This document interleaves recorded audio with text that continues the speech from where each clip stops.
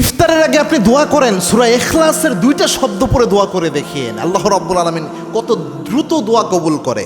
এই 2টা শব্দকে অনেক মুহাদ্দিস ইকরাম ইসমে আজম বলেছেন।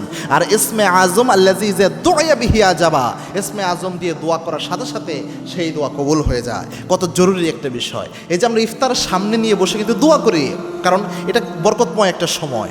এবং আল্লাহর হাবিব সাল্লাল্লাহু আলাইহি ওয়াসাল্লাম জানিয়েছেন, ইফতারের সামনে নিয়ে কোনো ব্যক্তি যখন দোয়া করে, এই ব্যক্তির দোয়া আল্লাহ রাব্বুল আলামিন খালি হাতে ফেরত দেয় না।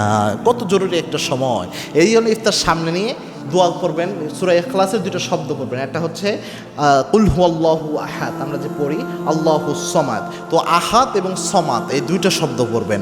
এই 2টা শব্দকে অনেক মুহাক্কিকরাম তারা এটাকে ইসমে আজম হিসেবে উল্লেখ করেছেন, আহাদ এবং সমাদ। সমাদ শব্দের অর্থ হচ্ছে অমুখাপেক্ষী, অর্থাৎ তিনি কারো মুখাপেক্ষী নয়। আর আহাদ মানে তো হচ্ছে একক। এই 2টা শব্দই জরুরি শব্দ।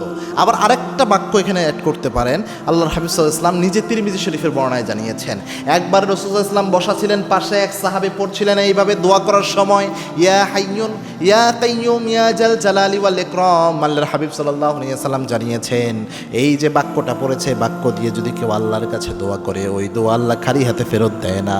ইয়া হাইয়ুন ইয়া কাইয়ুম ইয়া জাল জালালি ওয়াল ইকরাম, এটাও আপনি পড়তে পারেন। সুতরাং দোয়া যেহেতু আমরা করি, একটু এই যে জিনিসগুলোর ওসিলায় আল্লাহ রাব্বুল আলামিন দোয়া কবুল করে এরকম বর্ণনা এসেছে, এগুলো যদি অ্যাড করতে পারি তাহলে অবশ্যই আমাদের দোয়াটা আরও বেশি প্রোডাক্টিভ হবে এবং দোয়াটা সহজেই কবুল হয়ে যাবে ইনশাআল্লাহ।